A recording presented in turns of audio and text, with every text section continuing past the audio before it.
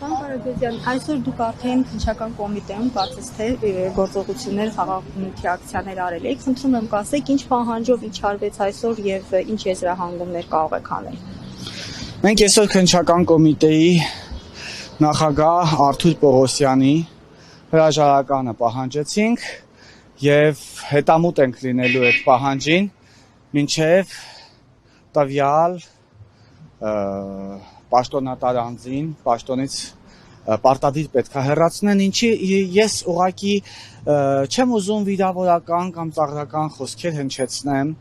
Ես տվյալ անձի դեմ ոչինչ չունեմ եւ իրեն չեմ էլ ճանաչում։ Պարզապես անձանց երբեմն ճանաչում են նաեւ գործերով, հատկապես պետական պաշտոնյաներին ճանաչում են գործերով եւ արդյունքներով։ Ինչ պետք է անենք, եթե չպահանջենք Արթուր Պողոսյանի հրաժարականը։ Եթե արդյունքները, աշխատանքի արդյունքները 0 են եւ բացարձակապես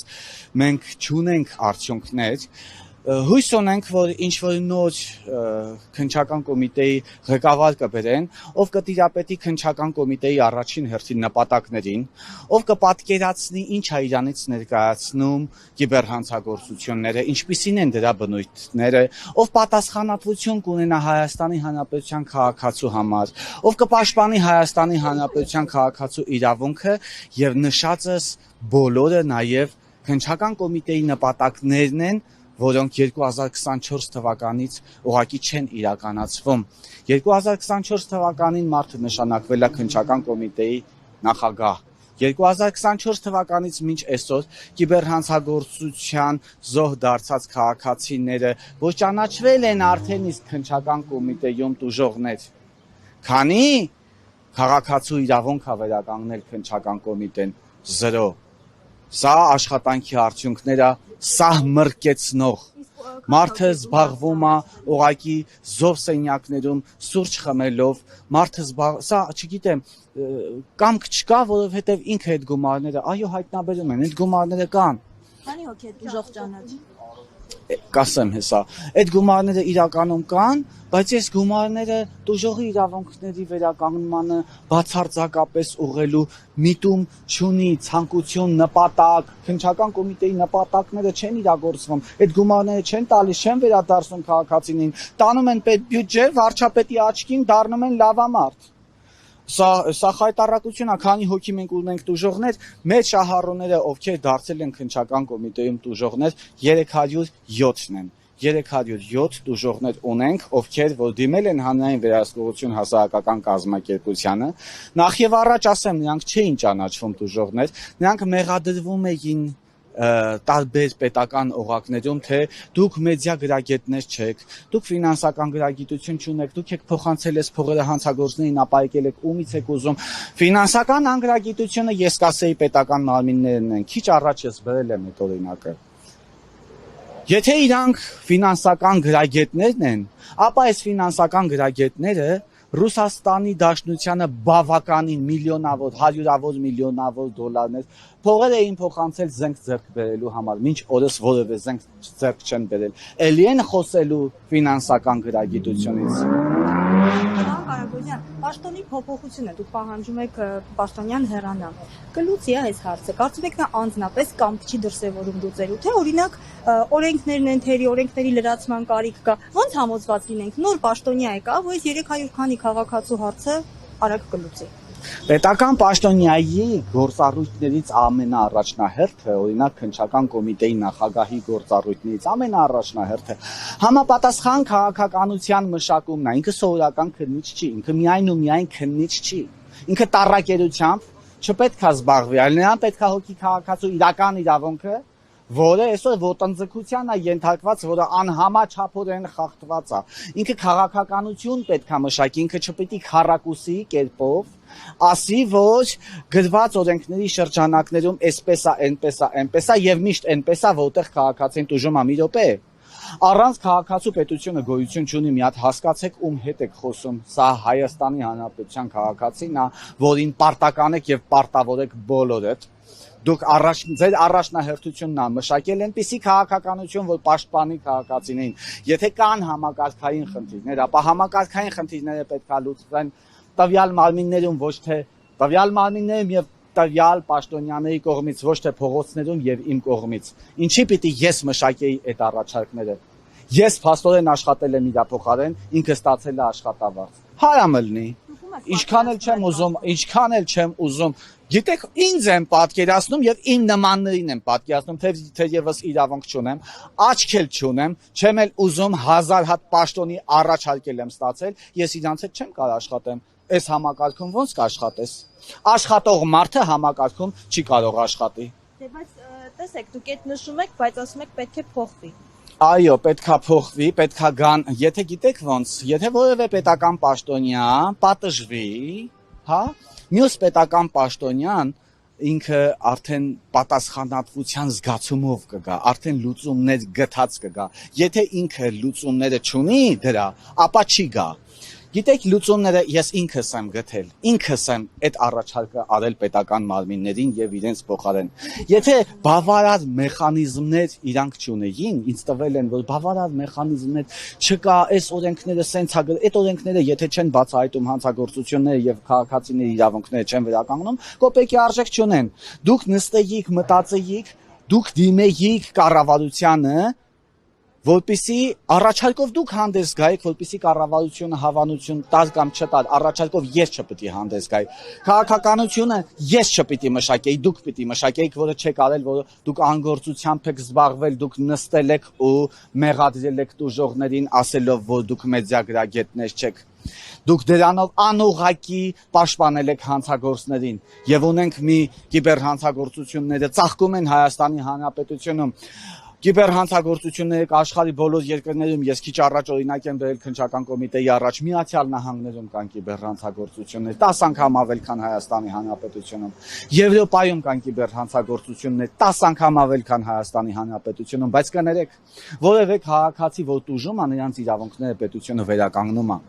Միացյալ Նահանգների քաղաքացու $1 անգամ չեք կարա ուտեք չեն կարա պետական մարմինները անգործություն զբաղվելու արդյունքում Միացյալ Նահանգների քաղաքացու $1 ուտեն, ապա ինչի է այստեղ միշտ ֆինանսական բեռը մնում քաղաքացիների վրա, որովհետև Հայաստանի Հանրապետությունում ցավոք փաստ եմ արձանագրում, որ քաղաքացին ամենաթույլ օղակն է։ Պարոն Կարագոզյան, մեդիա գրագիտության պակասի մասին նշեցիք ձեր խոսքում։ Արդյոք ձեր գործողությունների շրջանում մտադրություն ունեք կամ գուցե արդեն արել եք նման ձեռնարկ սոցիալական հոլովակի տեղեկատվության միջոցով, որպեսզի քաղաքացիները հնարավորինս տեղեկանան այդ մասին եւ չբախվեն այդ խնդիրներին։ Հատկապես ես նկատեցի, որ նոր քաղաքացիները հիմնականում միջին բարձր տարիքի քաղաքացիներ են։ Գուցե ոչ այդքան մեդիա գրագիտություններն ու դա ընդունելի է։ Ոչ ես համաձայն չեմ, որովհետև մեդիագրագիտության պակասը յուրաքանչյուրս ունի, որովհետև հնարավոր չէ, եւ ասեմ ավելին մենք ունենք շահառուներ, ովքեր կիբեր հանցագործությունների, ովքեր կիբերանվտանգության մասնագետներ են։ Ինչի մասին է խոսքը, այսինքն սրանք հանցագործություն են եւ յուրաքանչյուր քաղաքացի բոլորս կարող ենք դառնալ ինչ որ տեսակի հանցագործության զոհ, այդպես էլ կարող ենք հայտնվել մի օր ծուղակով եւ դառնալ կիբերհանցագործության զոհ։ Սա ալիբի է պարզապես, սա հասարակությանը ապակողմնորոշելու ձև է, սրանով նրանք մեղադրում են քաղաքացիներին եւ անուղղակիորեն պաշտպանում են հանցագործներին եւ ես ասեմ իմ մտածության մասին, գուցե եւ ով գիտի։ Մեկ էլ տեսալ ես որոշեցի զբաղվեմ կիբերհանցագործություններով։ Ինչի պիտի չզբաղվեմ կիբերհանցագործություններով, բավականին եկամտաբեր գործ, ձեզ էլ եմ խորհուրդ տալիս, զբաղվեք կիբերհանցագործություններով, ներողություն, բայց շատ կարևոր խորհուրդ է, դուք էլ լսեք, ձեզ էլ պետք է գա, գուցե դուք էլ զբաղվեք կիբերհանցագործություններով, ասեմ ինչի, մենք բոլորս եկեք զբաղվենք, որովհետև շատ չնչին է հավանականությունը, որ մեզ կբռնեն։ Իսկ եթե մեզ բռնեն, մենք ունենք երկու տարբերակ։ Երբ որ մեզ բռնեն, մենք կարող ենք այդ գումարը վերադարձնել ու բանտ չնստել, բայց եթե շատ գումար գողացած լինենք, ասենք օրինակ մի 30 միլիոն, եթե գողացած լինեի ես, ինձ տանելու էին, ինչ որ նստացնեին բանտում, ասենք օրինակ 3 տարի, իմ առաջին դատվածությունն էր լինելու, դժվար էլ 3 տարի նստեի։ Ես 30 միլիոն դրամ չեմ աշխատում 3 տարվա ընթացքում։ Ես կհամաձայնվեի, կգնայի բանտ կնստեի, Հետո դուրս կգայի իմ 30 միլիոն դրամը կծախսեի։ Ահա ինչպիսի միջավայր ունենք մենք։ Ահա ինչ ենք պահանջում քննչական կոմիտեի նախագահի հրաժարականը։ Մենք իրավունք չունենք չպահանջելու քննչական կոմիտեի նախագահի հրաժարականը։ Դուք նշում եք, որ այդ գումարները գնում են պետբյուջե։ Ինչպես են գնում պետբյուջե։ Երեք լայնորեն բացատրություն եմ տվել, բայց այսօր չեմ զլանա։ Մենք տեսել ենք, որ ներքին գործերի նախարարության կիբերհանցագործությունների դեմ պայքարի վարչությունը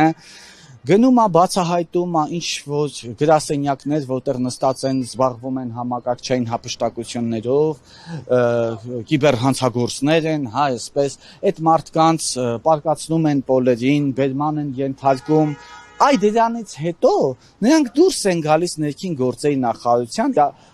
քննչական կոմիտեի իրավասության տիրույթ։ Ինչ են անում քննչական կոմիտեի իրավասության տիրույթ։ Ինչ են անում քննչական կոմիտեում։ Վերցնում են այդ հայտնաբերված գումարները, հետո վերցնում են, սկսում են մեզ բացատրել, որ այս հանցագործները այո, այստեղ աշխատում էին, բայց այս հանցագործները թալանի էին ենթարկում արևմուտքի քաղաքացիներին, Եվրոպայի քաղաքացիներին։ Այդ ուժողներն էլ, որ Հայաստանի քաղաքացի չեն, մի Եվրոպա, մի Ստիվեն Սպիլբերգ, դե արի Ստիվեն Սպիլբերգին գտի Եվրոպայում, որ տանես փողը 10։ Չեն կարողանում գտնեն, ինչպես միշտ ոչինչ չեն կարողանում անել։ Հետո այդ փողերը մնում է քննչական կոմիտեի հաշիվների վրա, մի քիչ հոտում է, մի քիչ փտում է, հետո չեն իմանում ինչ անեն, իբրև թե չեն իմանում ինչ անեն, տանում են պետբյուջե այդ փողերը։ Դրանով հարցը լուծվում է մեզ էլ մեկնաբան, բայց այստեղ բազմաթիվ հարցեր են առաջանում։ Եթե Եվրոպայի քաղաքացիներին, եթե դուք էլ բռնել եք այդ հանցագործներին, որ Հայաստանի քաղաքացիներին, ինչի՞ չարտահանձնեցիք նրանցից հանցագործներից որևէ մեկին արտահանձնեիք Եվրոպայի տվյալ պետությանը, թող գնար այնտեղ իրենց օրենքներին համապատասխան ռեալ պատիժ կրելու եւ կգտնեիք ճանապարհը, դուք միջազգային կապեր ունեք, դուք ընդհանուր կգտնեիք ճանապարհը իրական տուժողներին վերադարձնելու։ Չվերադարձեցիք, աչքերս էլ չի ուռել Եվրոպայի քաղաքացիների համար։ Վերցնեիք այդ գումարները մի հատ ֆոնդ բացեիք, տայիք այս քաղաքացիներին, որովհետև նույնատիպ հանցագործություններից տուժած քաղաքացիներ են եւ մեր քաղաքացիները։ Եւ Եվրոպայից էլ մի կոպեկ գումար չի եկել մեր քաղաքացիների միջև վնասի փոխհատուցում։ Բա հիմա տարել եք պետբյուջե, քննչականն էլ ունեց հպարտ հայտարարությունները, մոտավորապես մի 10 օրվա առաջվա հայտարարություններ, որ եւս 30 միլիոն դրամ այս ճանապարհով գնաց պետբյուջե, նախորդիվ ուղարկել էին արդեն 670 միլիոն դրամ, հիմա դարձավ արդեն 700 քանի միլիոն դրամ, մի շաբաթից 3 էլի են բռնել։ Լավ, դուք հանցագործություն բռնում եք, լավ, շնորհակալություն ներքին գործերի նախարարության, քրեական ոստիկանությանը, լավ, բռնել են այս մարդիկ։ Այս ոստիկանության աշխատանքները խիա այս քննչական կոմիտեն լցնում սենց սառնասրտորեն ջուրը, որ վարչապետի մոտ լավամարդ երևա, հիմի դուք ուզում եք լավամարդ երևաք, իրար հետ կոֆե, արաղ խմեք, ինչ անեք, գնացեք ձեր պատվարներում արեք, այ մարդ, այս ժողովրդի ջանինից ինչ եք ընկել, ես թքած ունեմ ձեր բոլոր օրենքների վրա։ Ես իրավապաշտպան եմ, ինձ հետաքրքրում է քաղաքացու իրավունքը, եթե չի պաշտպանվում քաղաքացու իրավունքը, ֆուկ եղեք այդտեղից։ Պարոն Կարոնդիսյան, դուք նշեցիք, որ օրեր առաջ են բացահայտում արել։ Դրանք նոր կայքեր են, թե օրակ Հելոբիթը շարունակում է գործել մյուսները։ Հելոբիթի պես 19 հարթակ գործել է Հայաստանի Հանրապետությունում եւ այս պահին ունենք գործող նմանատիպ հարթակներ Հայաստանի Հանրապետությունում։ Չկա կամք, իրական կամք չկա։ Հելոբիթը ինչի այդքան կարկառուն եւ ինչի այդքան տարածում գտել Հայաստանի Հանրապետությունը, որովհետեւ այստեղ պետությունը եւս դրսեւորել է անգործություն։ Ես սա ասում եմ պատասխանատու կերպով, որովհետև գլխավոր դատախազը որպես նմանատիպ փաստ արձանագրեց եւ մեր հայտարարությունը ընդունեցին, կցեցին այս քրեական գործին։ Տարիներ, շաբաթներ, ամիսներ շարունակ Երևանի եւ տարբեր Հայաստանի Հանրապետության քաղաքներում բաց փակցված են եղել անօրինական անթույլատրելի գովազդներ։ Եթե ես այսօր ուզենամ ուղակի ծխախոտի, սիգարետի գովազդ փակցնեմ պատին, ինձ կգա իսկույն բերման կենթարկեք, կփոկեք այդ Հելոբիթը, եթե անօրինական հարթակ է եւ ապօրինի էր գործում Հայաստանի Հանրապետությունում, բայց ինչի դրա դեմը առնող մեկը չկար։ չեն ուզել, չեն աշխատել, չեն արել, ոչ մեկին չի հետաքրքրել Հայաստանի Հանրապետության քաղաքացին։ Պարզ ուսերը թափ տալով, աչքերը կլորացնելով ասել են թող չխափնվեն։ Մի օր էլ դուք եք խափնվելու։ Կիբերհանցագործությունները բազմաժանր են եւ շատ տարբեր։ Հանցագործության զոհ կարող է դառնալ բոլորը։